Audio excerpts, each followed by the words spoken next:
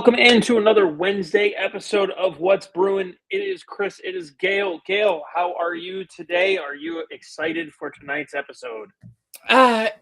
I'm good. I'm tired, but I'm good. And yeah, I think we got some decent topics for tonight. I'm with you. I'm exhausted, but it's a fun tired. And luckily, we don't have any games specifically Bruins tonight to worry about. There's a lot on tonight anyway. But, luckily, from a Bruins perspective, you can just kind of sit back and watch and just see what everyone else does. Hey, Because Kevin. only the Penguins and the Senators can really do anything that might be painful, I guess. But even then, as we talked, Bruins sit in wild card 2 spot, one spot Wild ahead of card. Detroit. Wild card 1. Wild card 1. I'm sorry, wild card 1. Wild card Thank 1. you. And What it's they only are because ahead they of have Detroit. more regulation wins. One more regulation win. Not than Detroit. They're tied with 37. Detroit, they actually have the goals for tiebreaker. Okay. That's where they have the tiebreaker there. But they remain 2 points behind Montreal, who they lost to last night. It's still very much in play, that third spot in the Atlantic, and you are 4 points behind Tampa Bay for the second spot. So you still can finish out of the playoffs all the way up to Atlantic 2 slot. There's a lot of time left. I guess the big question, what I would say, let's see. Kevin says, it sounds like I am talking in a phone booth. Is my audio? Yeah, you sound a little tunnely. Interesting. Let me see if I can finagle that a little bit. But before I do, let me pose this question to you. Are you worried about the Bruins making the playoffs? No, I wasn't at the beginning of the season, and I'm not now. I think people forget that this is kind of where we had them. Hi, Dom. I don't think. How we doing, Dom? I don't think you and I really had a illusion that they would be competing for the top spot in the Atlantic. But then again, I don't think we picked Buffalo either. Well, I still think that they could. Montreal is not playing as well as they were. Not yet. Huh? Not yet. And Dom does point out that Providence does play tonight. Good point. They play in Laval tonight, so that will be worth watching as long as you've got Flow Hockey. Check them out. While we're talking about Providence, can we talk about the fact that the Bruins made an emergency recall? Lucas Reichel.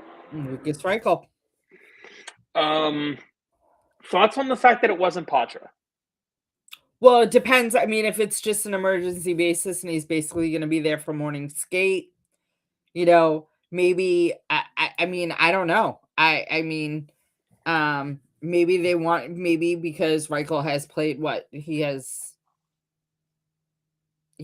scored 1 goal and 4 assists in 5 games for the Providence Bruins. Sounds about right. Yeah, he's been playing really well down there since they acquired him. Maybe they want to give him a look with what he can do. They gave Fraser Minton the opportunity last year. They gave Husadinov. You never know. He could be someone that sparks this team because he wants to stick in the NHL. Yeah, and I think based on where their need is, where do they keep making lineup changes? Easymont and Steves. So they're looking for someone to take control of that left wing spot on the third line and help elevate the line. Right. Like Elias Lindholm's not coming out of the lineup. Like he does too many other things. It's the question that you and I are always posing. What do you bring to the lineup when you're not scoring? Right. He is the team's best guy on the faceoff dot overall, and he's a penalty killer. He's on your power play. He does everything for you, maybe not to the level that we want him to be doing it, but you're not just going to throw him on the ninth floor because he's in a bad stretch. If he's hurt, that's different. And can we also talk about the fact that Geeky hasn't really done much lately? No, he hasn't. He's been on a slide too. You're not gonna pull out your top 6 forwards. Yeah, and I like the fact that you're able to get a little bit of a different look with Husnudinov, Mitten, and Pasternak, Mhm. and that still has drive to it. Mhm. So you can keep that group together. You're not going to separate Zaka, Arvidsson, and Middlestat because that group has just been playing so well all season. It's been your most consistent line all year, and you're not breaking up Jeannot, Corrali, and Kastelik. Right. So your only options are third line. So you're going to look at what are your third line options. And I know everyone's sitting here going, "Oh, it's going to be James Higgins." Well, James Higgins isn't here right now, Right. and you have the Top problem 10 right finalist for now. the Hobie Baker, by the way. Yes, he is. Shout out to Higgins for that. Very well deserving of it. Mhm. And we very well could see him and Letourneau just continue to drag BC's season along. So even if you do want to pencil him in, you don't have him yet. So you've got to Right. look for other options. And, you know, Matthew Potts or Lucas Reichel can play on the left side or in the middle. So he gives you a little bit more options to kind of stir things up based on what you already have. That's not to say that you can't try Matthew Poitras down the road if you need the spark down the middle. But, you know, the upside with Reichel is a little higher. Like you said, he's got a little bit more NHL experience as far as just being thrown into the fire. And who knows? Maybe he's not even in for a lineup spot. Maybe someone just needs a practice day off and they need him there. Well, so You tomorrow's know? morning skate because they got the Jets tomorrow night. Yep. So it's not, and usually, I mean, morning skate too is not as, it's not like practice. Right. Right. And so I'd like to see him in the lineup. I think the Jets are an opponent where you could use someone like that. I think that does also play into it. And I think it'd be nice to see what he could bring to that third line on the left wing. See if he can help kind of push Elias Lindholm and Morgan Geekie. I think he's a good complement to those kind of guys in a third line role. But you know, it still remains to be seen. Kevin says, if you're the Bruins, do you think the easier road is finishing in the wild card or one of those 2 or 3 spots? If they can get something that gives them home ice, that's where I want them. I'd rather them home ice, at least in the first round, because of how confident they do play at home. Yeah. But it I also think depends on the matchup too. I mean, they've proven that they can go into Pittsburgh and beat Pittsburgh. They've proven that they can go, I mean, they can win on the road. But based on how their season has gone, there is not a team in the Atlantic that's in the playoff race right now that they can't beat in a 7-game series, whether it's at home or on the road. It's a matter of whether or not they're able to play their game the way that we know they're capable of doing it, and can they bring that game on the road. That's it. Plain and simple. Right now, their number one priority is secure a playoff spot. Wherever you can get it, once you secure your playoff spot, then you're able to take a little bit of a step back and kind of reset a little bit. And guys that are struggling, the Morgan Geekies, the Elias Lindholms, whoever else might be struggling by that point. I mean, even Husnudinov, he's playing well, but he's still not scoring. Mhm. That doesn't mean I want to take him off that Mitten Pasternak line either, because he's still doing everything right. Same thing with Fraser Mitten. He's doing so many things right, but that dude cannot stop hitting posts. Mhm. You feel for him. But you're able to just say, okay, breathe. Season is we've accomplished our first goal. We've made the playoffs, reset, and let's just get ready for a playoff play. And we've talked about it too, that as long as I mean, anything can happen in the postseason. We've seen it happen Yeah. where, the upsets, the challenges. Yes, I mean, there are some times that it doesn't happen, but we've seen it happen, Yeah. And the Atlantic, I mean, you get the first match. You finish wild card 2. Your first line or your first matchup is on the road in Carolina. Okay, well, last time I checked, you have the most extensive book of anybody on Brandon Bussey. Right. So you should be confident going into that one. You end up facing Buffalo in the first round. last time I checked, you've dominated Buffalo for years. So Yeah, yeah, they I'm yes, going to stop you on that one because the playoffs are completely different, and you know that, right? yeah, Because yes. But here's the thing.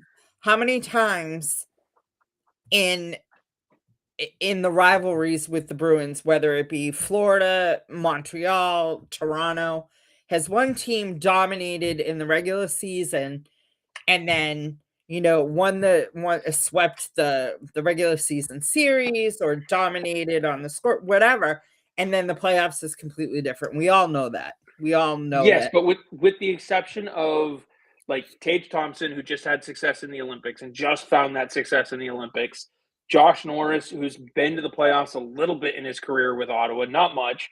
Uh, like most of the guys, that's why they brought in Logan Stanley. That's why they brought in even not even Sam Carrick, but who's the other one they brought in on the trade deadline on the back end? They brought in, I think he's hurt right now. The other guy from the Jets. My point being, but they brought in guys who have been into the playoffs because most of this team hasn't been in the playoffs. That being said, it's not that they can't do it; it's they just have to prove it. You have guys who have been past the first round multiple times. You should have the ability to beat them. You just need to be able to stop them. Like Ukko-Pekka Luukkonen in the playoffs has never happened. We don't know what he looks like in the playoffs. We know what Jeremy Swayman looks like in the playoffs.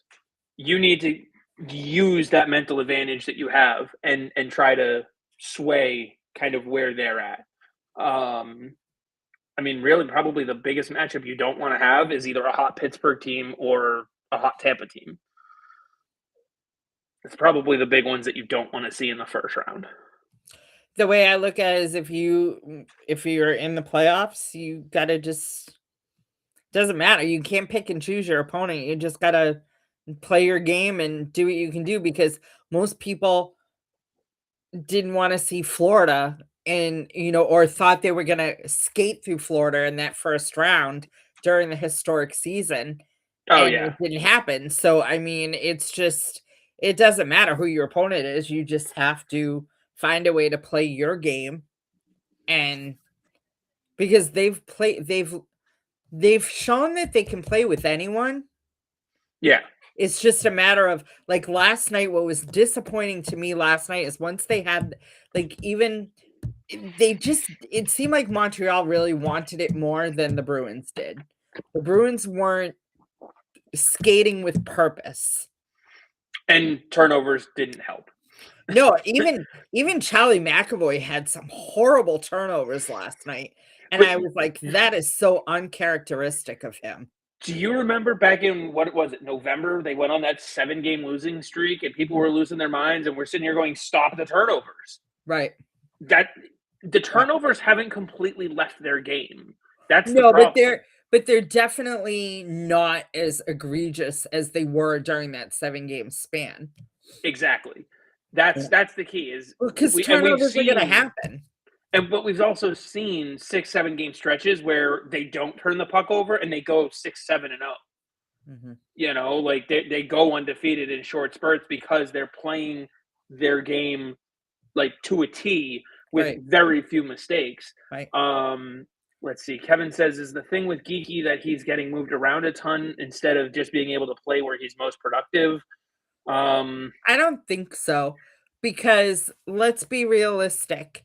If you're a goal scorer, if someone's feeding you the puck, you should be able to score. It doesn't matter who's feeding you the puck. And he's either playing with Pastrnak, with Pavel Zacha, or with Lindholm. So it's not like he's losing one of his line mates, you know what I mean? Like he's either still with Lindholm, still with Pastrnak. He's still part of his pair. It's just he's sneaking right now. I think some of it is, I mean, if you look as a team overall, there are just some bounces where you're like, okay, that one didn't go their way. I mean, there was one a couple games ago, I forget. I think it was the Sharks game where it was Toffoli is standing next to the goalpost, like on the line, and it just goes off of him and bounces off and in. Yeah. And it wasn't even a shot. Like, the shot wasn't even like, Swayman got the rebound, blocks it with the blocker, deflects it into Toffoli. It bounces off Toffoli and in the net. It's like, what the hell are you going to do with that? Right. The shot itself was on goal, easy save, deflection. What do they call it? The double doink. You know what I mean? It just, there's some stuff where you just look at it and go, all right, well, eventually the puck luck will change and something like that falls your way. If you can go 500 in the stretch where you're not getting the puck luck, that's good, especially if you're not falling out of the playoff spot. Right. Bruce asked the question, I realize draft pick is top 5 protected, the one from Toronto, but is that before or after the lottery balls drop? So with the draft pick from Toronto, it's where it falls after the lottery. So if they are 5th, but then the lottery occurs and they fall to 6th, then you can get that draft pick. If it's 5th or higher after the lottery, they can still choose to give you that draft pick. They're not going to, but they can. That way because they still have another one to lose to Philly for the next year as well. So, yeah. Kevin says the realistic side of me wants us to finish outside the playoffs for the lottery ticket, but the fan in me wants us to go on a run Cinderella like ugh. I just want to see good hockey.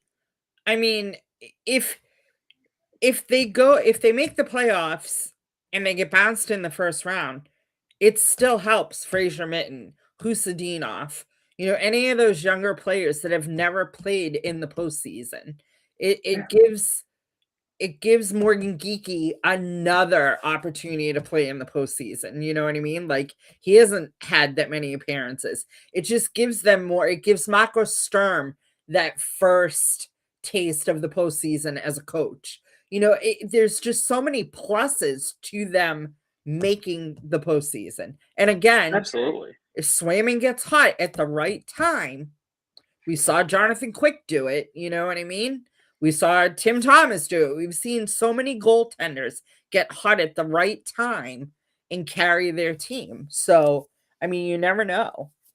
Yeah, and when you're God not forbid Swayman gets injured, right, Dom? Right. I beat him to it. I know the comment's going to pop up. I know the comment's going to pop up. If it's not him, it's going to be Kevin. No, but when you're not getting good goaltending, then, I mean, look at what's happening with Montreal. They were in second place. They've fallen. Tampa started to fall too. Like, this division is Buffalo's right now. Well, because, I mean, it doesn't hurt that Buffalo is 10-0-1 coming out of the Olympics. Yeah, 9-1 in their last 10. Yeah, it's ridiculous. That definitely helps. Right up there with them too, though, is Columbus. Ever since Rick Bowness took over, Columbus has been on a heater. They're, I want to say, 6-0-4 in their last 10. They're getting points in every game they play, and yet they're still out of the wild card race. Right. It just shows you how difficult it is to gain points on teams when those teams are winning too. And that was, I mean, so do we say the road trip was successful? I mean, I'm not saying it's a failure. They went 1-0-2, but they got 4 points out of the 6. Could they, I mean, a lucky bounce one way or the other, and they could have either won in Montreal or, what was the other game? New Jersey. I mean, those 2 overtime losses were, a little disheartening, but you also saw David Pastrnak get his, you know what I mean? Like, he turned the page. We saw Pavel Zacha turn the page. So, I mean, even though they didn't go 3-0-0 on the road trip, they went 1-0-2. At least they got, for this team that has been struggling on the road, they at least took 4 points out of 3 games. Yeah, I think that's the thing is, if we had this conversation on Wednesday last week, what would make that a successful road trip? Out of 6 points, how many do they need to come home? If we'd gone get 3 and you're okay, 4 would be better, 5 is ideal. Right. You walk home with 4 out of 6 points. Everyone's going, that's success. Yeah. And I think people forget these other teams are still allowed to win. Right. They're allowed to And the try. fact They're allowed to care. and the fact that they did take those points, it kept them in a playoff spot because they could have been leapfrogged had they not Mhm. taken those points. Yep, and as Kevin says, I think it's a win. You took points out of every game and didn't lose in regulation. That's good footing for a struggling road team. Yeah. I think people forget just how bad this team looked in Pittsburgh, blowing a multi-point lead, how bad they looked in Nashville. Oh God. You know, No one forgot how bad they looked in Nashville. No it one just forgot. they were not playing well on the road. And what was great No. about that stretch was you had a lot more home games to make up for it. Now you had this little road trip. Well, your next opponent. And let's be honest, to finish out the season, they have more games on the road than they do at home. Yeah. Yeah. And some of the teams that you have to face, they're like, I know New Jersey's not in it this year, but they still have high talent. Like they still have Jack Hughes, Nico Hischier. Speaking of Jack Hughes. Go ahead. I know. All right. Do you agree or disagree about the puck? Well, here's my thing.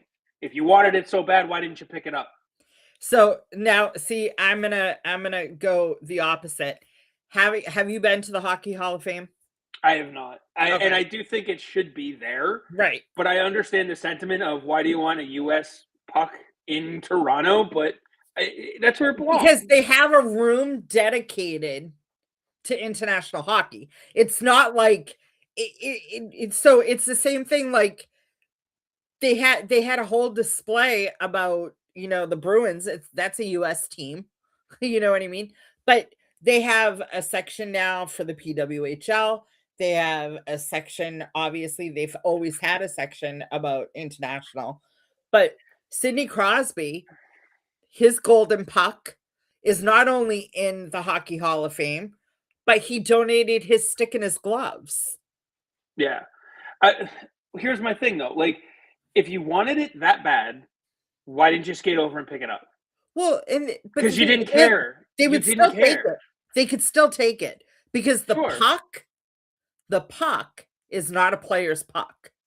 No, but remember when everybody gave Jordan Binnington shit for sticking the puck down his, I forget if it was Ovi's goal or something. Everyone gave Jordan Binnington. Oh, if it wasn't Jordan Binnington, it would be funny. Blah blah blah. Whatever. It's like, he was trying to make a joke of it. But that was in an NHL game.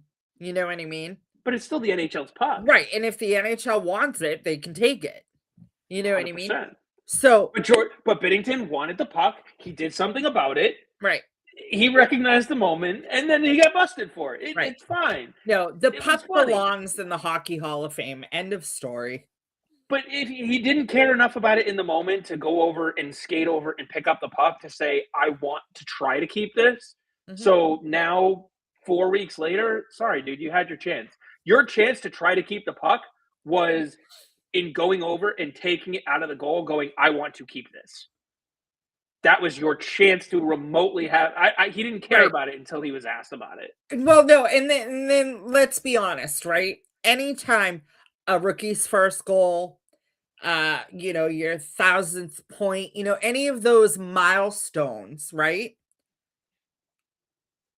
The goal scorer doesn't grab their own puck; someone else does. Yeah. You know what I mean? No one from Team USA thought to go and grab that puck. No, because none of them cared. No, because all they cared about is that they beat Canada and won the gold medal. Right. But now, a month later, going, oh, I want that puck for my family. It's like, no, dude. If anybody cared enough to think that should be your puck, they would have skated over and got it for you. Well, and it was funny, too, that, because you brought up Jack Hughes. The telecast. Oh my God! He's the only player on the ice. God, he was the only player they knew, and they had to say Jack Hughes every time. Jack Hughes. I'm like, oh my God, shut up. I was like, do they know anybody else on any team other than Jack Hughes? Like, Oh man, I don't think I heard Markstrom's name once. Despite how many times he made saves, it was always deflected over to Jack Hughes. Yeah. It's like what? Oh. As long as they had a reason to say Jack Hughes, they found a reason to say I his mean, I name. get It was it. so Right bad. now, he's in the forefront because of the game-winning goal in the gold medal game.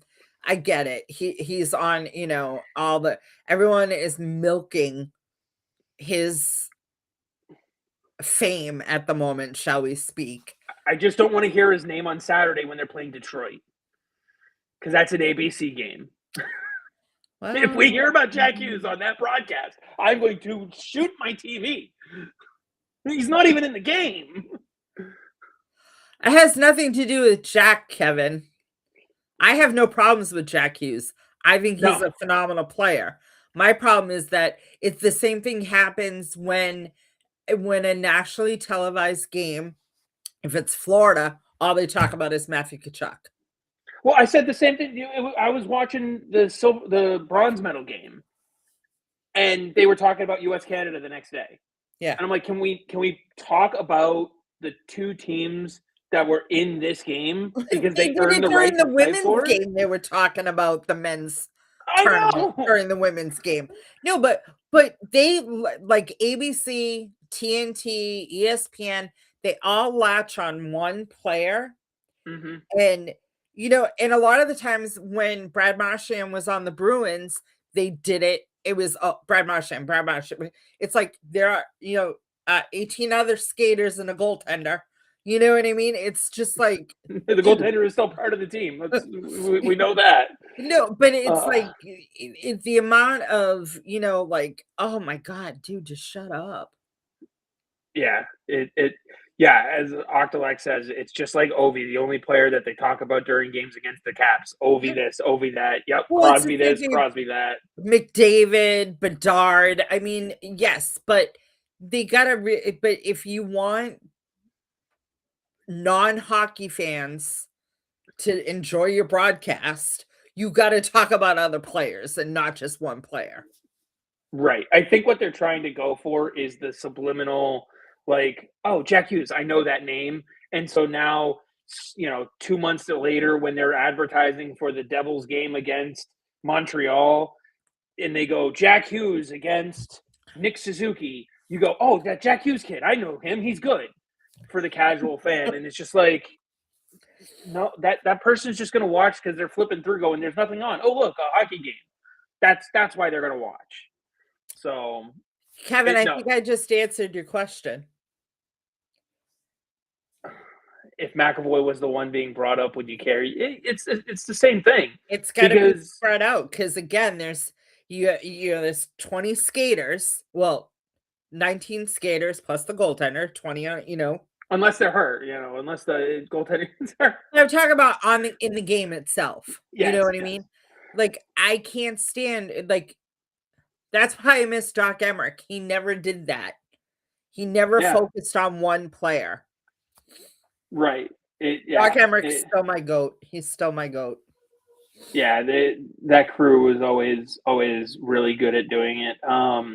It just, and like I get when you look at a team like the Sharks, I totally understand the hype about Macklin Celebrini. Do you know how many Sharks games I've stayed up to watch this year? Same thing with the Ducks and watching a guy like Leo Carlson, Cutter Gauthier. Like that Ducks team is fun to watch. They are down by 2 and you're sitting there going, damn, they are still in this game.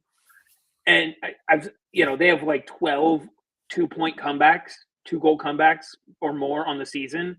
And they're fun to watch. I understand the hype about a player like that, but it's not just like, it's not Macklin by himself.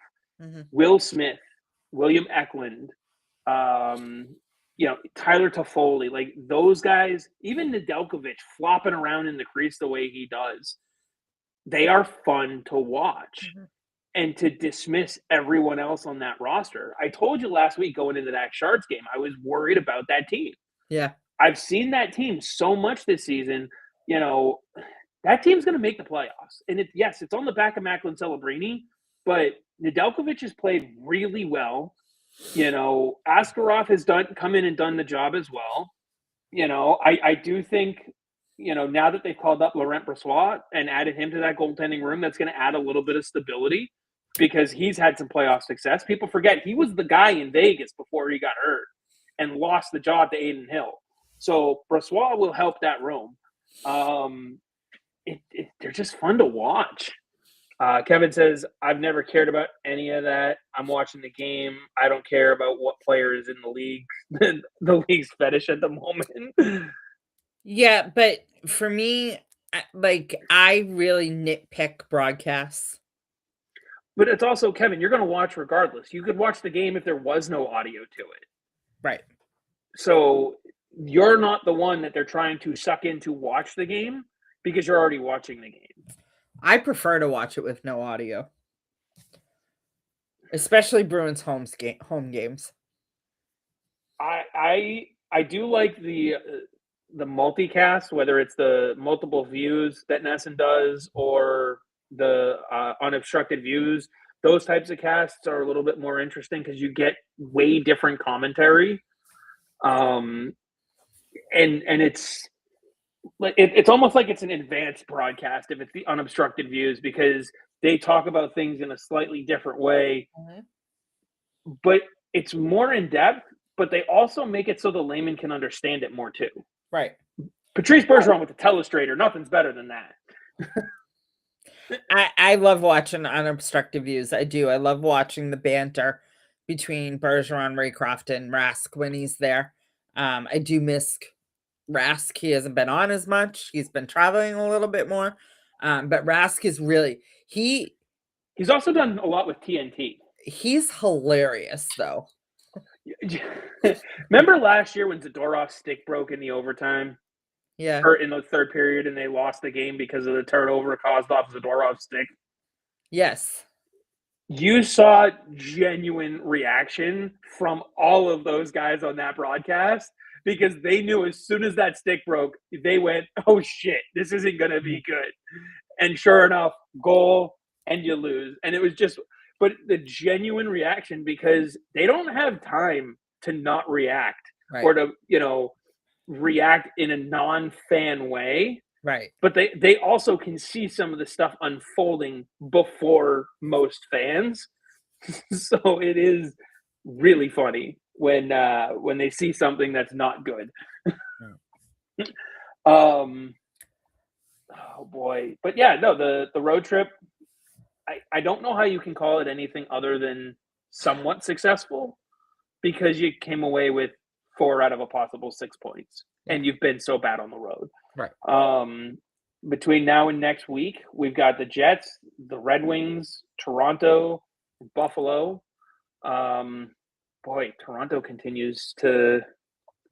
Actually, we never talked about it, but did you see the hit that Gudas laid on Austin Matthews? Yeah, and it's funny because someone asked Craig Berube about the reaction or lack thereof. And he's like, he goes, it's a wake-up call. And man, on social media, did he get ripped to shreds? A wake-up call in March. It's a little late for that, number one. Number two, they don't have what it takes to respond. No. I will say people are blaming Matthews for it.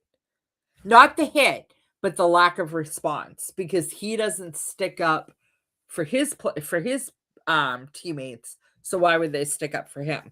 I'm like, that's your captain. Yeah. I was watching when that happened. I was watching that game when it happened. Again, I've watched so many Ducks games. And it's Kevin, because we reeled in the tangent. Yeah, Kevin, we're trying to keep that a little bit. But yeah, I watched when that happened and I looked over and like you could see the ref like engulf Gudas, like I've got to protect him, someone's gonna come kill him. And then looked around and he went, no one's coming. Like, the fact that he only got 5 games though is insane. Yeah. Yeah, that was brutal. Did you see the article with Peros?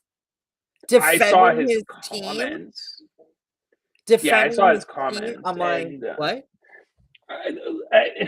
Of all the things to say, too, like, we're perfect, we do everything right. Like, We're oh consistent. man. Yeah, consistently bad. Yeah, and it was a layup question. All you have to do is go, we work the system we have right now. We're constantly open to looking at ways to improve it. But until it's changed, this is the system we have, and it's what we're going to work within. Done. Done. I just don't understand how Gudis and Malkin got the same suspension. That's the funniest part, is that Gudis and Malkin got the same exact suspension for two totally different things, and neither one of them were over 5 games. Right. It's just it's kind of hilarious. It would be hilarious if it wasn't so sad, Right. and so bad. And then, of course, in the Ottawa game, you pull up two against it was Ottawa and I'm forgetting at the moment, but they had the two. Was it their game? It was their game against the Ducks, where they had the two goaltender interferences that were wrong. Yeah. And it's like, now everyone's going, we don't know what it is. No, we know what it is. They just got these two wrong. Right. It's okay to say we know what it is, and they got these two wrong. Well, because the league does not want to overturn the call on the ice. They want, even though it's in the rules, they want the refs to own the game. Right. Because they're scared. They're scared of the players' union, and they're scared of the refs union. How could they be scared of the players' union and then only give Gudis 5 games? Because they're scared of the appeal if he were to get more. They don't, because what's going to end up happening is if he gets 8 games, the Players Association puts an appeal in because, ironically, they represent both sides. Right.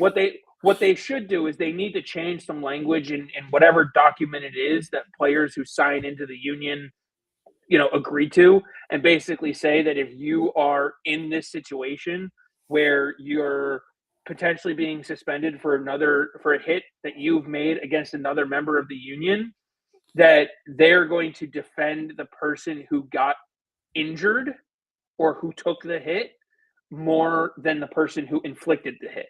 Mm-hmm. Because no one's going to be upset that Gudis gets suspended for 15 games.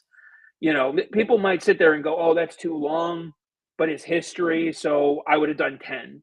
You know what I mean? Like that's kind of how that goes. But now Austin Matthews is done for the rest of the year. And if Toronto was in a playoff race, you just cost one of the most valuable franchises their most valuable player. Right. There's no other way to quantify it other than that. But you just cost probably $1 billion in total between what that team could have done in a playoff race as far as revenue because of that player. Mm-hmm. So, it's significant. Quantify it based on revenue. No, but what I'm saying is having the same organization of the Players Association representing both players. Like, basically, if you screw up and go against the rules that you agree to play by, we don't have your back. I disagree with that. Because I disagree with that because because regardless of yes, it was clearly a bad hit, a penalty, suspension worthy, but the Players Association still has to defend each and every one of their own players. Because it doesn't matter, because one has nothing to do with the other. They're not defending Austin Matthews. They're defending Gudis. Because Austin Matthews is he doesn't have anything to defend. So they're not representing Austin Matthews. But they are. They're representing the fact that in him, he took a hit from another player that ended his season. Right. I understand that, but they still have to defend their own players regardless. It doesn't matter. It could be Connor McDavid. It could be Gudis. It could be Brad Marchand and Sam Bennett. It doesn't matter. They have to defend all the players in the association because otherwise the system's completely broke. Well, no, the crux of what I'm trying to say though is they're trying everybody says we want to eliminate hits like X. You know what I mean? Whether it's this knee or whether it's head on head or whatever. We want to eliminate the bad hits from the game. That's the general consensus. But it's the player's right to appeal. It's not. I'm not saying they can't appeal. But if he appeals, the Players Association has to back him up. End of story. There's no ifs, ands, or buts. There's no gray area. But what they should be doing is they should be looking at something like this, going, we don't want players hunting for other players' knees. And so if you're going to do that, then we don't want you part of our association. We don't want Matt Cook as part of this association because he delivers these hits intentionally. Now, I'm not saying this hit was intentional. I think it was more of, for lack of better phrasing, a lack of skill, because he's just not on the same level as an Austin Matthews. But it's not up to the Players Association to kick a player out if a team has them on their roster. No, I'm not saying kick him out of the association. I'm saying what they need to do is I'm saying they need to govern the players within their association and hold themselves accountable. They need to be able to say, you've injured, for goodness, this is what, his fifth? Players Association rep for the Ducks is the one that needs to hold them accountable then. I'm not sure. That might be him. Well, I'd have to see who the rep is for the Ducks, but I haven't looked in quite some time. I feel like it would be him, Kreider, someone like that. There's work that needs to be done across the league within teams' own locker rooms. Absolutely. But it's players within that players association. When players have a problem with a hit that gets laid by another player, they have to hold that player accountable. And that's where, ironically, the lack thereof from Toronto also comes into play, because Toronto should have held him accountable. Hold, please. There should have been a conversation on the ice between, whether it was William Nylander and Chris Kreider, someone basically going, hey, you need to talk to your guy. He cannot do that shit to our guy. But there wasn't anything. Oh, I'm sorry, there was. William Nylander threw his hand up and went, we get a penalty for that. Like,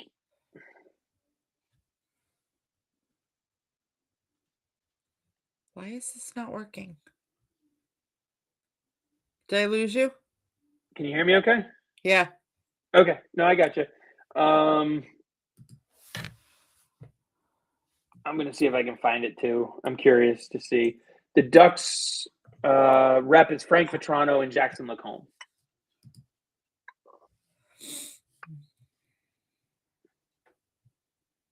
Ironically, the Bruins rep is Nikita Zadorov.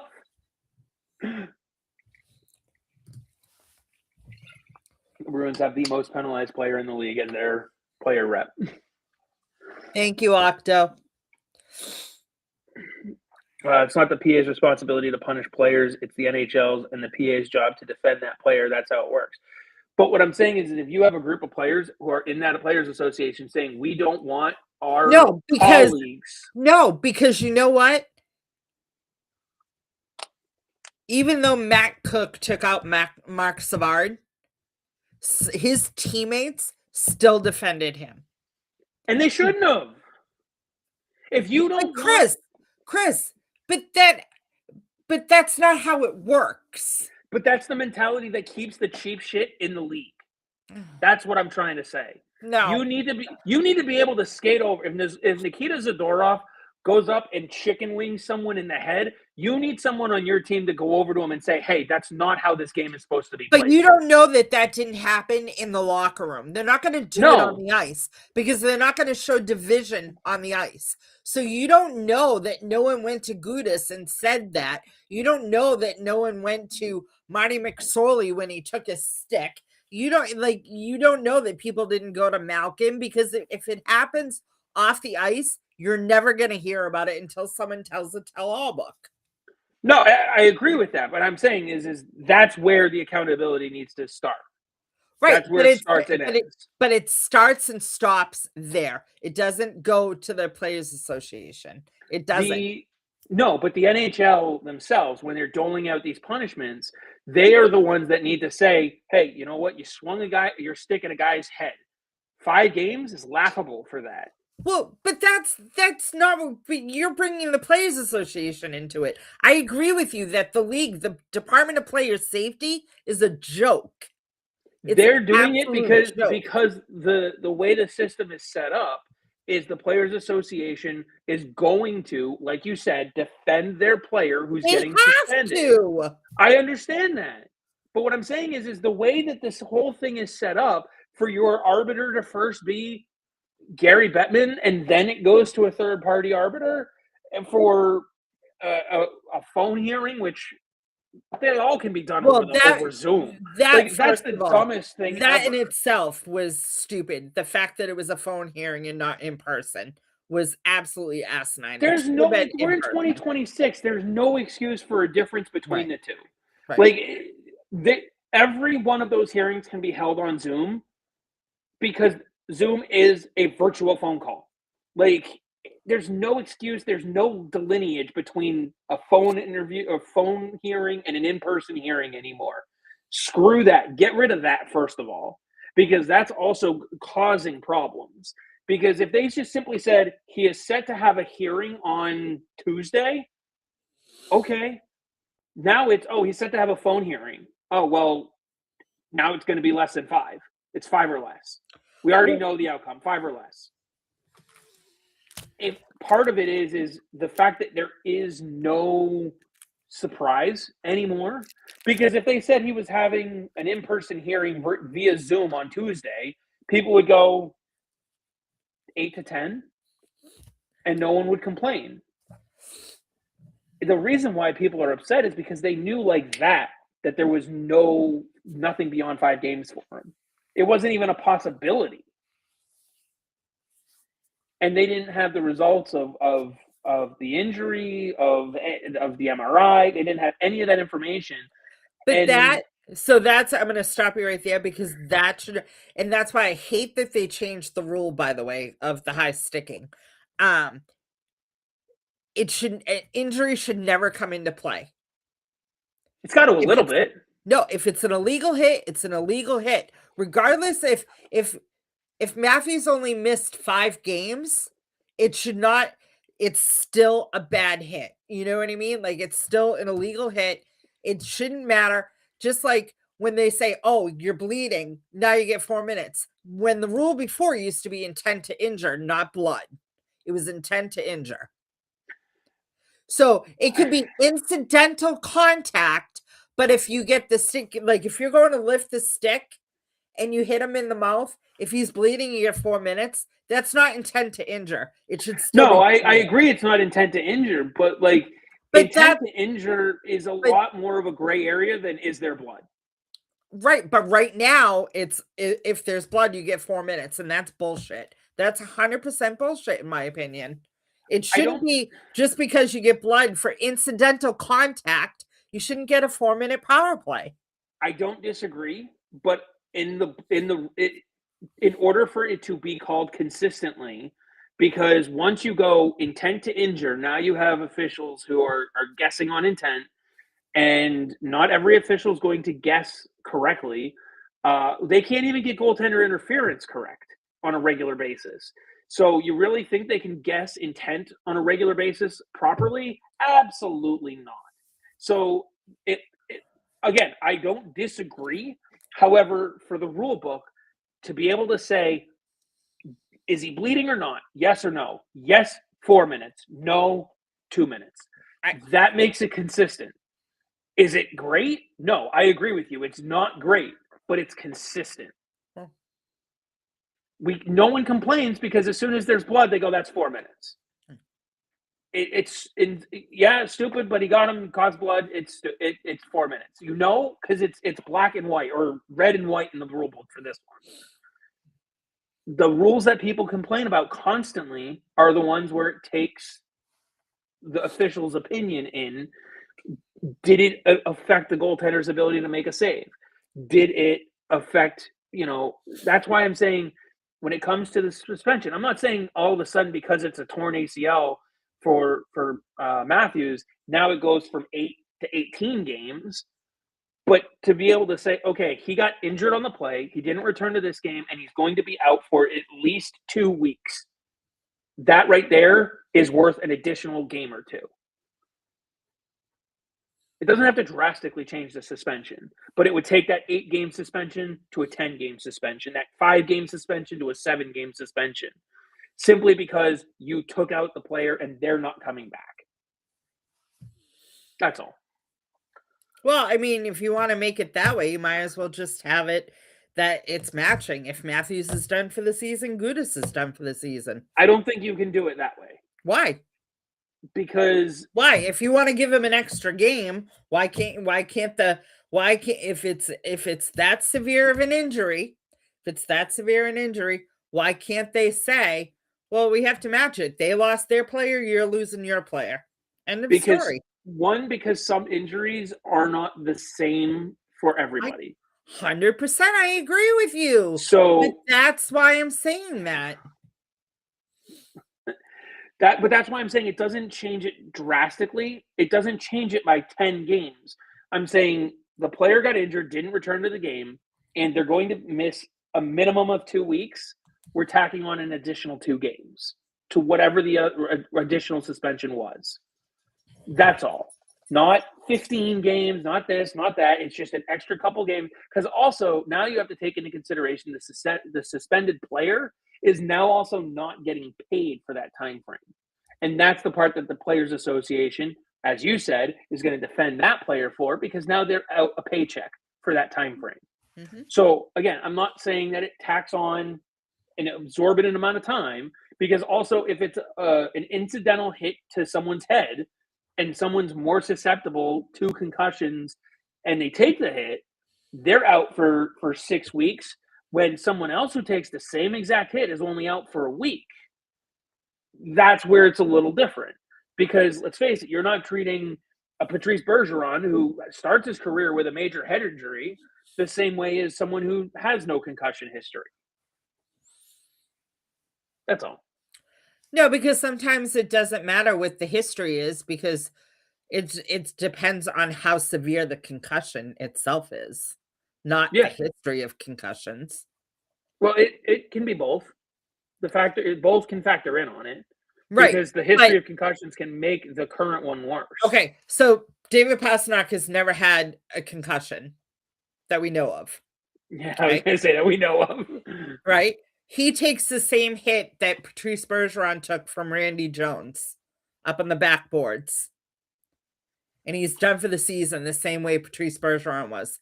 Doesn't matter that David Pastrnak didn't have a history. It was the severity of the hit itself. Yeah, but in either case, they're both missing time due to the injury. So anyway, Kevin, we're gonna bring this back onto the rails. I don't know what rail we want to go down at this point. I mean, we talked about Lukas Reichel getting called up. Do you want to see him in the lineup? I know we talked a little bit about that before. Do you want to see him in the lineup? I mean, I wouldn't mind seeing him on the third line. I mean, why not? Are you surprised it was Reichel and not Patra or we already had this conversation? I'm just asking if you were surprised by it. I already told you no. You already asked me that. Hold on. Dom says all suspensions should be for games against the team the infraction was committed against. Why should other teams benefit? What if you're not playing that team again? Well, then you suspend them the following year, I guess. I'm interested. What does it tell you that it was Reichel, not Patra, other than potentially position of need? Because you're not moving Patra over to the left. I don't think it tells me anything about Patra. I think one has nothing to do with the other. There, okay, well, some people are going to bring it up. I said it. I don't think one has to do with the other. I don't. I don't think when Don Sweeney goes, I don't think when Don Sweeney goes, all right, we need to call someone up on an emergency basis. Oh, can't do not Matthew Patra because I want the fans to be pissed at me. So I'm going to call up someone else. I think that's exactly why he does. I mean, but I mean, seriously though, one has nothing to do with the other. I know that. apparently, according to Kevin, you're not happy right now. Then Dom adds James Hagen's Hockey East Player of the Year, top 10 finalist for Hobie, Elliot Gronwald, Defensive Defenseman of the Year. I know we touched a little bit on James Hagen's, and I've seen this take in several places. Assuming for a moment that the BC season ends this weekend, are you fast tracking James Hagen's to the NHL? All right, let me back up. Let me go back to Reichel first, okay? Okay. I think they want to see what he has to offer, which is why they called him up instead of Potter. They know what they're getting out of Potter. Can I also add one thing to that too with real quick? They play a Western Conference team. He used to play in the Western Conference, so he's more familiar with the Jets. Okay. So as far as James Hagen's, I wouldn't mind, like, I think Kevin brought it up earlier. Charlie McAvoy got that playoff look against Ottawa. If Hagen's is ready, I don't mind giving him a look, but also sending him to Providence for, like, I think the only reason why Reichel went to Providence before he went straight to the big club is because they needed him to learn the system a little bit. And it's easier to learn the system down in Providence than it is in Boston, right? Yeah, when they get practice time. Right. So maybe that's the same case with Hagen's, but I mean, 100%, I want to see what after the year he's had. I was on the fence, right? That I was like, don't rush him, don't rush him, don't rush him. The dude's ready. I want to say he's ready. And until he shows that he's ready, though, you can't know for sure. So I do think getting him into Providence, like you said. Did you know that Malcolm Celebrini was going to be ready? No, you didn't. Right. So, but you have to, you know what I mean? Like, oh, no, I agree. I want to see it, and I want to see it this year because, again, like you said, if you can get him into Providence and he can get the system down, once he sees the system, knows the system, and has it, like, even if it's just a week or two, once he goes, I got this, you're able to bring him up, see what he's got, give him a game or two. You're going to know if he's able to adapt or not. Right. And if he can adapt, then yes, Kevin, based on what he has shown so far, based on what we've seen, he deserves a chance to show that he can do it. Yeah. That's what we can say about it. We don't know until he goes out and does it. No one was putting Macklin Celebrini down for Hart Trophy considerations this year based on what they saw last year. They said in a couple years he'll be in the conversation.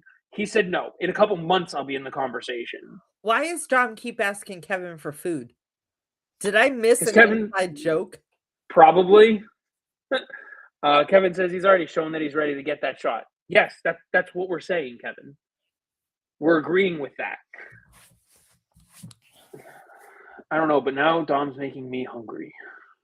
Well, so it's funny because James Hagen's, if he gets the opportunity, if Reichel comes in, so he got recalled on an emergency basis. If he ends up playing tomorrow night against the Jets and does anything remotely better than Eastimon or Steves, they're going to keep him. They're not going to send him back down. Yeah, their only limitation right now is the salary cap. Right. They don't have a 23-man roster to worry about or anything like that. And as of right now, they have $7 million in cap space. Sorry. So they've got plenty of cap space to call up Hagen's and Patra and, Freddie Brunet. And, like, you name the player down in Providence that you want to see. They have room to call them up under the salary cap. Mm-hmm. There's period. It's a real bummer that Lashmelis is out for the season because I would have loved to have seen him get the call up. Mm-hmm. I do wonder, like, they have a pretty good idea of what some of the guys they have are. Matty Poitras, they know Fabian Lysell, they know Don Melis. Like, these are guys that have been around and that they've been watching closely for years. Not to say they haven't been scouting Lukas Reichel, but to see what he can bring, if he plays against the Jets, you're going to see more in that one game than more than what scouting could tell you based on a potential fit for this team long term. And that's why you got to see what he is. Okay. So many guys in Providence right now are RFAs. It's going to be an interesting offseason for Evan Gold and what they do down in Providence. Reichel, Poitras, Duran, Lysell, they're all RFAs. And, of course, Zazacek and Kavalin are both RFAs as well, with DiPietro having $812,000 of a salary next year. So, are you glad they've kept Korpisalo so far? Yeah. Even though they haven't won all of his games, because we know how much goaltending is hated around here. I mean, they haven't won all of Swayman's games, so that made no sense. What you just said.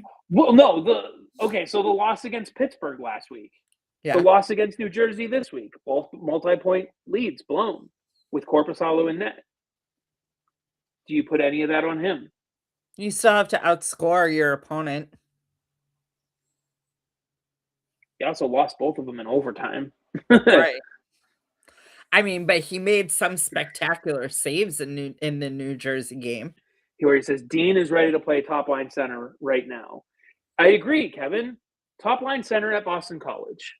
He's going back for one more year. Dom, I already beat you to it. Yeah, Dom, she beat you to that one. No, Dean Letourneau is going back to BC for one more season. He's going to continue to work on his skating. That's already been established. And it's the right move. But that shootout against Washington, I'm pretty sure you and I both had that first reaction when we saw Michael Easimon take the first shootout shot. Yeah, I need to I'm sorry, ladies and gentlemen, but I need to go to the ladies' room, so I'll be right back. Oh, okay. Well, yeah, Tom, she already made the joke about Korpisalo, or about Swayman getting hurt. I'm muted. So you can't hear me at all, Kevin? Let's see. No, Kevin, I know where you're going with it. Yeah, failed troll for sure. I do think that Letourneau will have a good season. Okay, good. It was you. I do think Letourneau will have a hell of a season next season at BC, though. And it's only going to make people want him around here more. I forget. I think it was Chris Davis dropped the mitts, sent out a tweet earlier. Something else I wanted to get to. A situation that's going to be very interesting. And Kevin, Dom, I'm actually curious on you guys' thoughts on this while I've got you guys. The idea of potentially moving Dean Letourneau should – oh, we got Gayle back. Welcome back. I have a question for you about Dean Letourneau, moving on from Dean Letourneau in a situation. Wait, I was just reading the comments. I know she did, but I had what? He knows that the comment about Swayman getting hurt. Okay, he had to throw it in it as well. A situation that I want to keep my eye on, and I don't think anything comes of it for at least another probably year and a half, but out in Anaheim, Mason McTavish. Okay. Another healthy scratch tonight. Okay. He's just not fitting in the lineup right now. And he just signed his big ticket contract this season. Yes, Kevin, I washed my hands. My bathroom is literally right across the hall from where I am. Yeah, Kevin, come on. I don't know for sure to say. Oh, good, Gayle is back, so I don't have to answer Chris's question. Thanks, Dom. Um, it's very interesting to see what's going on there. I wonder if it's just him having the same type of down season coming into camp a little late that Swayman had last year. That's why I don't think anything comes of it, at least for another year and a half or so. Mm-hmm. But we may get to a point where we see Mason McTavish hit the trade market. And right now he's only, I want to say, 23 years old. And if you are to do something like that, it's going to cost you multiple firsts. Like it's going to cost you what we were talking about Robert Thomas costing you. 4 assets, basically. So are you, if Robert Thomas becomes available this offseason, are you in on Thomas now or holding your chips to see if someone like McTavish becomes available down the road? I think it depends on if Higgins is ready. Because if Higgins, BC season ends, Higgins comes right in, proves he can be in the NHL. Now you've got down the middle. Like who are you getting rid of? That's why I'm so I think that's what it boils down to, because Pavel Zacha is not going anywhere. No, they're re-signing him as soon as they can. Right? Pavel Zacha is not going anywhere. Lindholm offers you too much, and yes, I know his contract is high, but he offers you too much on the penalty kill, face-offs, and when he's healthy and he can feed the puck, he has really good chemistry with Pastrnak, right? But then you have Higgins, you have Minton, you know what I mean? So why are you going to, who do you have to give? I mean, so if he becomes, are you talking free agent? No, he'd be available on the trade market because he signed his big ticket 8-year contract coming into this year. Okay. But and Dom says he's not trading Letourneau for McTavish. If that was what Wait, my question are we was talking about McTavish or Thomas? I thought we were talking about Thomas. What I'm saying is if Thomas is available this offseason, knowing that McTavish could be coming available down the road, would you rather immediately deal for Thomas or save your trade assets and wait and see if a McTavish becomes available? I don't think that Don has ever done the what if game. He's not gonna, if the player he targeted is available now, he's not gonna go, oh wait, this one might be available in a couple of years. That's not how Don Sweeney works. I don't disagree with that. I just know, I know some people, and to Dom's point here, you know, Dean Letourneau, you were going to give up either Dean Letourneau, James Higgins, or both if you were trying to get Robert Thomas. You're going to give them both up if, you know, right now, if McTavish were available right now. Like, that's what the prices are at this point. And I'm not saying you pull the trigger, but I am curious, Dom, obviously you're ranking Letourneau higher than McTavish. Where do you put Higgins in that, and where do you put someone like Robert Thomas in that, if in that sequence of 4 guys? Kevin says that he thinks Higgins in a redraft would go second or third by the end of when it's all said and done, with Schaefer still being number 1, and then it's either Misa or Higgins at 2 and 3. So I do think people forget that Higgins was projected to be the first overall pick for a significant portion heading into last year's draft. Correct. And then it became Schaefer. Like that's why I do wonder whether or not McKenna still goes number 1. I'm not saying he shouldn't go number 1, but when you have some of the defensemen and defenders are the premium, McKenna's still a wing. So that's where I'm not so sure that he is a guarantee at number 1 anymore. And it'll be very interesting to see what happens with that Toronto pick. I do think that was just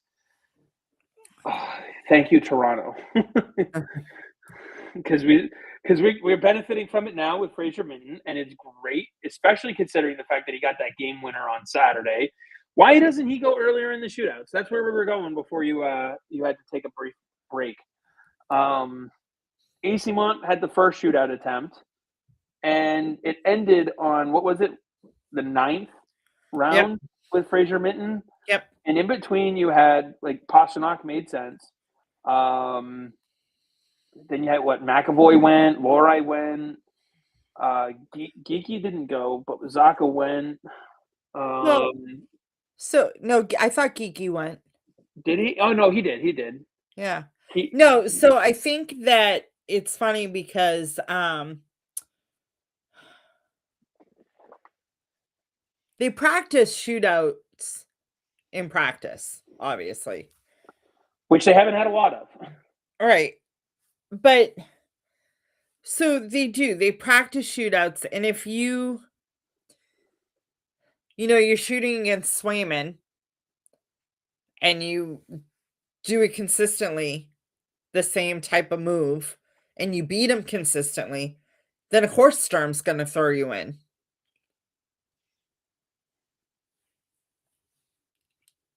Because not necessarily, it doesn't, even though, like, who was it? A star player, and I can't think of who it was, Washington. They were like 1 for 5 in the shootout this year.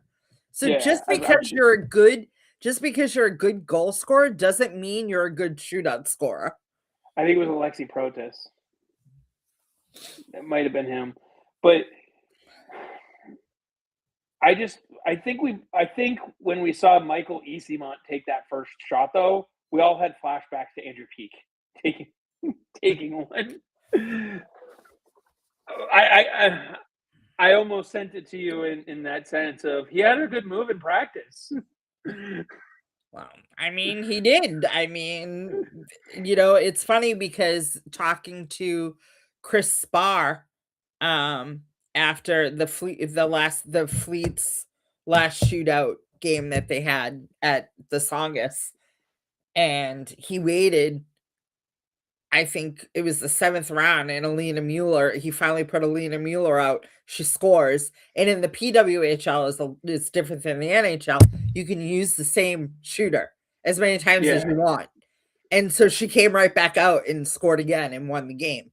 And it's just like, so what? And he was plain and simple about it. He's like, when you practice, if you see or previous success also plays a factor, and it's not just in shootouts, but a goal scorer against a specific goaltender too. I mean, there's so many different, and the thing is that they have to have the list. It's not like the first 3 guys, they can't change them. They cannot change the first 3 guys. They're already on the list. Yeah. Then they change them and future rounds. But I remember, even if you go back, it was the Bruins and the Panthers. Chara was still playing. It was like 28 rounds or something like that. Yeah. I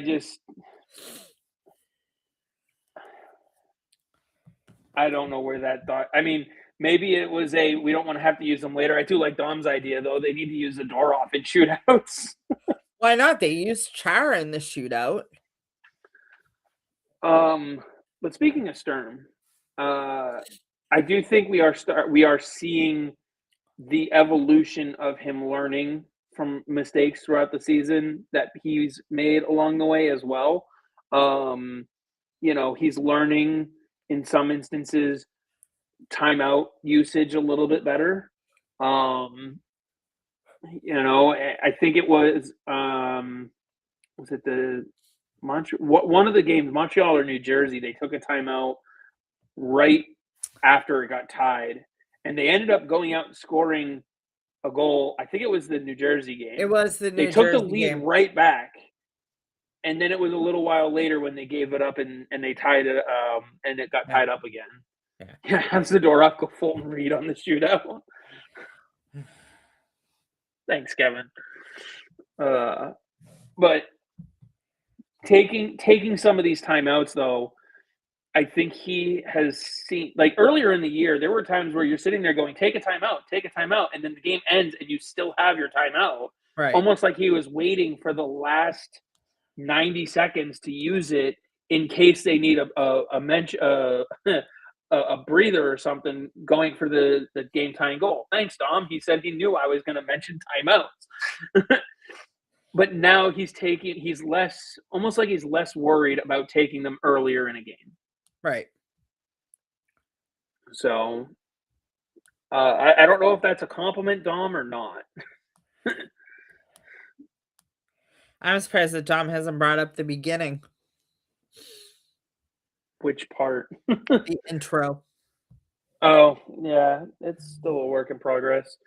I just realized earlier today that I never sent last week's show out as a pod. So, like,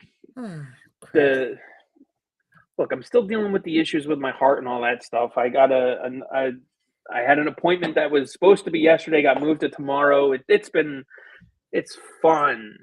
All right. Anyway, we have to figure out what we're going to do next week for our show because they play on Wednesday. They play Toronto Tuesday and Buffalo Wednesday. So are we just going to move the show to Thursday? Thursday is, hold on. That gives us 4 games to talk about. Hold, please. Oh, and Dom says that he did mention the intro, but it just didn't show up in the comments. Kevin says the intro should just be a highlight reel of Korpisalo since he's extremely important if Swayman gets hurt.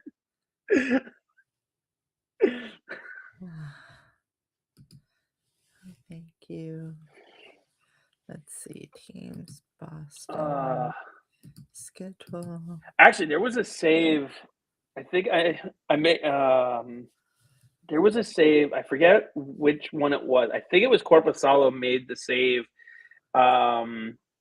It was left to right save. No, maybe it was Swayman where he just nicked it with the. I think it was in the shootout on against Washington. Or he just nicked it with like the blade of his skate.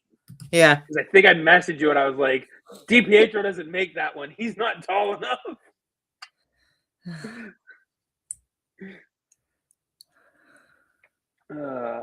Anyway, I mean, I can't commit to Thursday yet. I gotta look at a couple of things, but I know it's busy season for you, so I know it's the busy season for you right now, so I'm not surprised if you can't commit a week in advance. So we'll figure that one out.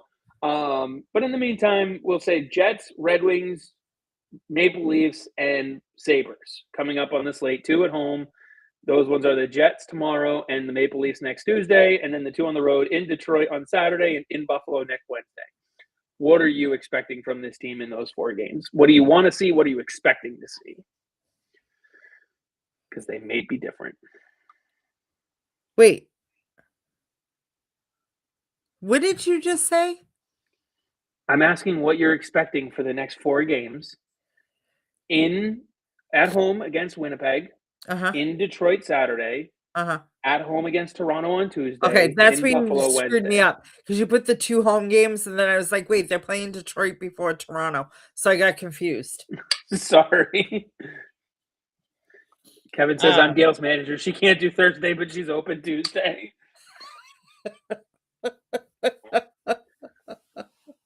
Oh, I love you, Kevin. Now Dom's volunteering Kevin.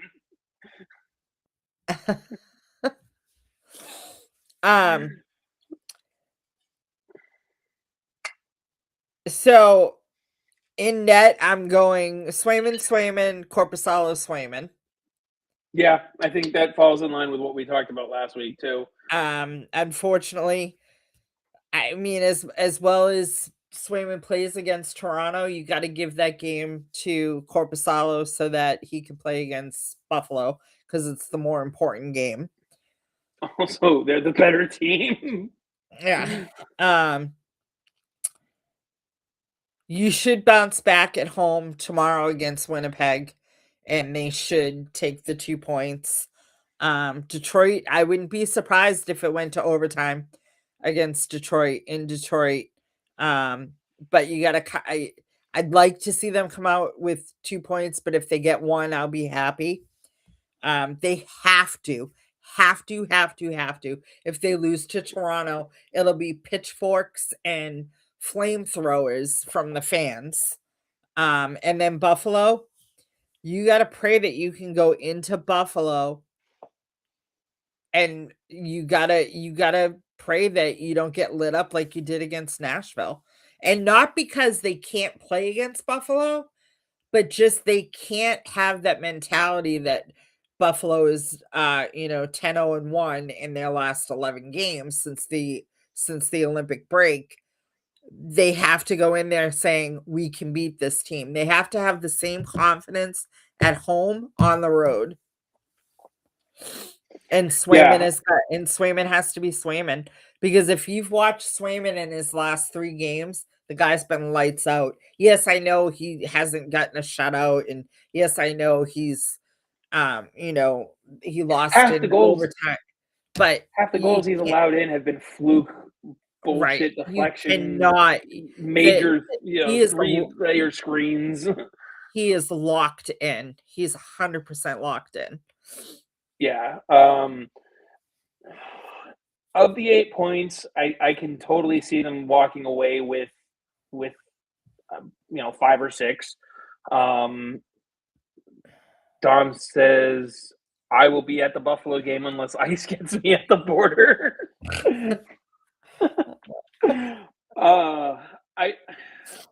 I don't want them underestimating Winnipeg tomorrow too. I know they're not where they were last year at the top of the division and all that stuff, but they still have guys who can score. And so they that's still have why, Connor Hellebuyck in net. yeah. Who, That's why, because he's going to look across the sheet of ice and he's going to look at Swayman and say, I had the net, you didn't. I'm going to, you know what I mean? Like, there's that, there's definitely a little bit I think of that's rivalry. I think that's part of why you start Swayman tomorrow too. Oh, 100%. Because Swayman's going to be like, listen, I won the gold medal in Worlds. You won the gold medal at the Olympics. I'm going to Let's prove it to you out. why it's my USA net, not yours. Yeah. But I think getting back home, they're going to be upset by the fact that they lost their last one at home going into the road trip. So I do see a bounce back there. Detroit has some major injuries right now. Yeah. So I do understand that one going to overtime, but I also can see a win coming out there because they're missing some important guys. Dylan Larkin's out. Andrew Kopp is out. Rasmussen on the back end is out. And they have another defenseman, one of the hyphenated last name guys, I can't remember, MBN or something like that. He's out as well. But like Larkin and Kopp, both pretty severe leg injuries, and they're not going to be back by Saturday. I don't know about the other two, but I know those guys aren't coming back by Saturday. So you should be able to take advantage of a depleted Detroit team and start to find your road game in Detroit. And then Toronto, like you said, it's a home game against a team that you are basically saying thank you for top pick, and we're going to do our job to make sure that it's higher than you want it to be. And I mean, the only thing I can see going wrong there is the game going to overtime, simply because. I mean, if you look, but the other thing is they look past Toronto for the matchup with Buffalo, because teams do that. Well, that's what I mean, but that's where I can see them falling into. Have a good night, Kevin. That's where I see them falling into a little bit of trap for that game. Is Toronto's allowed to want to win that game? They're going to have a little fuck you to their game, and you're going to be looking at Buffalo the next day. And oh, by the way, you have to travel to Buffalo to get there. Right. So it's. I hope you can take that one in regulation. But if it goes to overtime, then it becomes a coin flip, and I wouldn't be surprised. Buffalo, like you said, you've got to go in there and you've got to establish that, like, yeah, you guys might be at the top of the division, but we can still own you. Yeah. You might even lose the game, but you cannot lose the battle. You cannot lose fighting in that game. Right. So it's going to be an interesting week. They definitely don't have a schedule that helps them to stay into it. I know I'll be scoreboard watching for the rest of the league as well, given the fact that, Columbus, Ottawa, they're both making charges. You want to see whether or not that game on Saturday with Detroit puts them back in the race or whatnot. And then, of course, Pittsburgh and New York. If they can continue to lose, Columbus overtakes them. If you in Detroit, once Boston, let's put it this way, once Boston can get ahead of Pittsburgh and the Islanders, then yes, it becomes easier for a team like Columbus to get in, but not at wild card 1. Right. And so if you can secure wild card 1 being an Atlantic team, you or Montreal, then it doesn't really matter. You're no longer fighting. You're just fighting for position, whether it's a road or, you know what I mean? Like, you're just fighting for 3 or wild card 1, and you're letting everyone else duke it out for that wild card 2 spot. But I think the injuries to Detroit are going to help them fall down a little bit. And I do think you got to be worried about Ottawa coming into that race, because remember all season it's been if they could only get a save. Have you watched them recently? No, I'm sorry. I was reading something about the Bruins and the Devils. Game was the most viewed regular season NHL game in the new rights deal with ESPN. Oh, you know why? Because of Jack Hughes.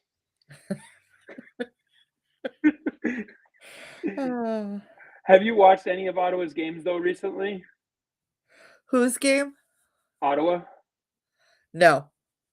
Linus Ullmark is back. Oh, that I knew. Yeah, he pitched a shutout the other day. But I'm not just talking about the shutout. He played back-to-back games and won them both. Oh yeah, no, I knew he was back. Yeah, he's back to form too.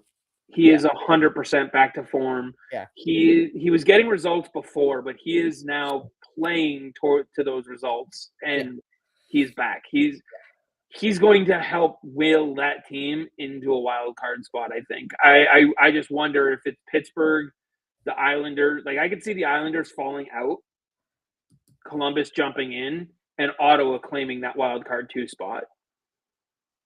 It's going to be a close race. So anyway, any final thoughts? We're approaching the 8 o'clock time frame, right on the hour and a half here, and trying to, as much as we went off the rails, trying to keep it within our normal time frame here. No, just the Fleet are finally back home on Saturday. I'll be at that game. So will I. We'll see you there. Any thoughts that you want to add on the Fleet? It's a Lena Mueller bobblehead, so get there early. Ooh, I'm gonna have to, because my daughter's gonna want one of those. Any thoughts to add to the Fleet before we get going? I always want to try to get a few minutes in if there's anything there that you want to go over. So, interesting story. So at work, we listen to a local radio station every morning, because it's family friendly, whatever. So we listen to a local, not sports radio, just. I was going to say, just do me a favor. If they say to take David Pastrnak off the power play, just shut it off. No. It has nothing to do with sport. It just has to, it's just a local radio station. And so, they do their what you need to know, and, the headlines, and then they do the sports, and it's always, the Celtics, blah, blah, blah, the Bruins, blah, blah, blah, and that's it. So I emailed them, and I'm like, hey, how about adding the PWHL, Boston Fleet, blah, blah, blah, blah. So she was like, oh, thank you for bringing it to my attention. Stay tuned. Da, da, da. I waited 2 weeks. Still nothing. So I emailed again. I'm like, the Boston Fleet has 3 gold medal winners, blah, blah, blah, blah, blah. I'm like, Aaron Frankel. Give them their damn due. I'm like, blah, blah, blah, blah. The next, she emailed me, and she didn't respond, and I was like, oh, great. All of a sudden, the next day, I hear it. And in women's professional hockey, the Boston Fleet, I was like, yes! So I sent an email, and I was like, thank you so much. And she's like, no. Thank you. These women deserve the accolades. They are a professional team in New England. So it's not like the Connecticut Sun, it's the Boston Fleet. And like the legacy should be brought into it. I don't think they do the Revolution though, so maybe they won't bring the legacy into it. But if you're gonna do the Bruins, you got to do the Fleet. Yeah, I know at some point you and I are going to try and do a little bit more on that. I know we've got some stuff in the works as well. We're going to have to do some video stuff on the Fleet, I'm sure, but we'll keep that in the hopper for now. But people should keep their eye out. We've got more coming on that. So, with that, we should have some pretty big news coming up shortly. Yep, we got some big announcements coming, and stay tuned. We got a lot of things that we've been working on behind the scenes. It's taken up a lot of our time, and as we continue to do everything else that we've got going on. So we're looking forward to some of those announcements. And in the meantime, watch some of these games. Keep an eye on the teams in the East.